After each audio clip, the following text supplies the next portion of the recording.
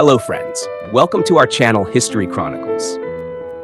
As we walk through the bustling streets of Paris in the summer of 1789, we can feel the air thick with anticipation and hope. The French Revolution is in full swing, and a new era seems to be dawning. Amidst the cries for liberty, equality, and fraternity, a group of determined revolutionaries is working tirelessly to craft a document that will forever change the course of history. This document, known as the Declaration of the Rights of Man and Citizen, will become one of the most influential statements of human rights ever written. The French Revolution had already brought about significant change. The Estates General had been convened, the National Assembly had been formed, and the storming of the Bastille had signaled the end of the old regime's unquestioned authority. But what was missing was a clear, guiding set of principles that could unite the people and serve as the foundation for a new society.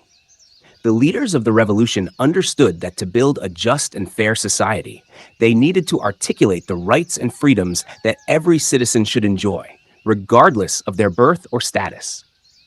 In the sweltering heat of August 1789, members of the National Assembly gathered to debate and draft what would become the Declaration of the Rights of Man and Citizen. The assembly was composed of men from various walks of life, lawyers, intellectuals, and even some nobles who had embraced the revolutionary cause.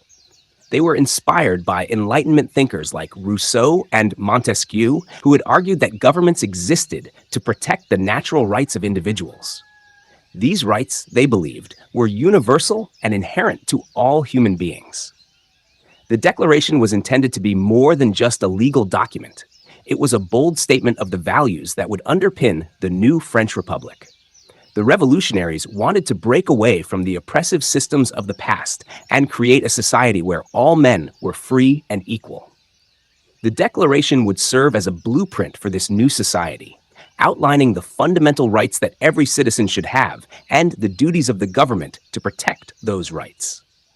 On August 26, 1789, after days of passionate debate and discussion, the National Assembly adopted the Declaration of the Rights of Man and Citizen. The Declaration consisted of 17 articles, each one carefully crafted to express the core principles of the revolution. The first article declared that men are born and remain free and equal in rights.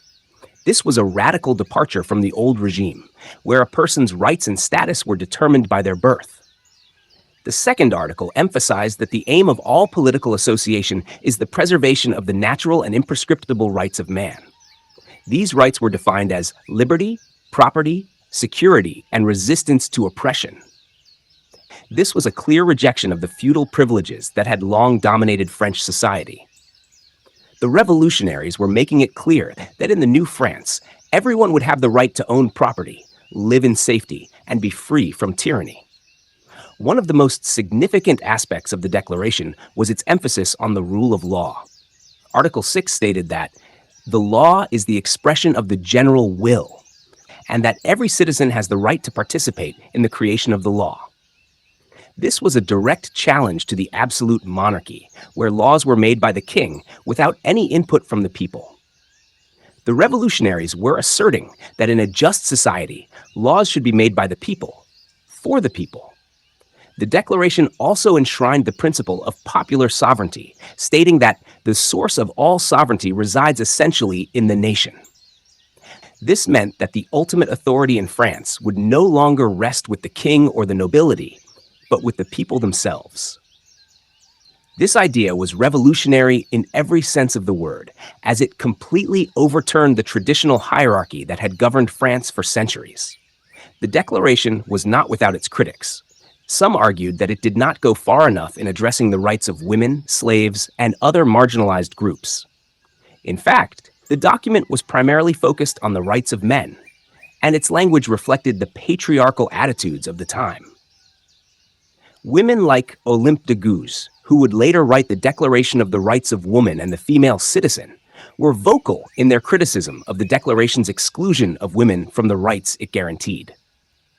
Despite these criticisms, the Declaration of the Rights of Man and Citizen was a landmark achievement.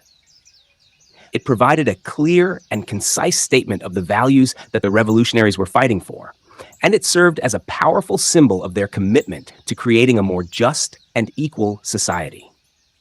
The Declaration was not just a product of its time, it was a document that would resonate far beyond the borders of France. The impact of the Declaration was felt across Europe and beyond. It inspired other revolutionary movements and became a reference point for the drafting of constitutions in various countries. The Declaration's influence can be seen in documents like the United States Bill of Rights and the United Nations Universal Declaration of Human Rights. Its principles of equality, liberty, and popular sovereignty would go on to shape the political landscape of the modern world. But while the Declaration was a statement of high ideals, the reality of the French Revolution was far more complex. As the revolution progressed, the ideals of the Declaration were often compromised by the harsh realities of political power. The Reign of Terror, which would follow a few years later, saw the suspension of many of the rights guaranteed by the Declaration as the revolutionary government struggled to maintain control in the face of internal and external threats. Even so, the Declaration of the Rights of Man and Citizen remains one of the most important documents in the history of human rights. It was a bold assertion that all men are created equal and that governments exist to serve the people, not the other way around. It was a declaration of hope for a better world where everyone could live in freedom and dignity. As we conclude this episode, let's remember that the struggle for human rights is an ongoing one. The ideals of the Declaration continue to inspire people around the world to fight for justice, equality, and freedom. And while the road to achieving these ideals may be long and difficult, the Declaration reminds us that a better world is possible. Thank you for joining us on this journey through history. Until next time, stay curious and keep exploring with History Chronicles.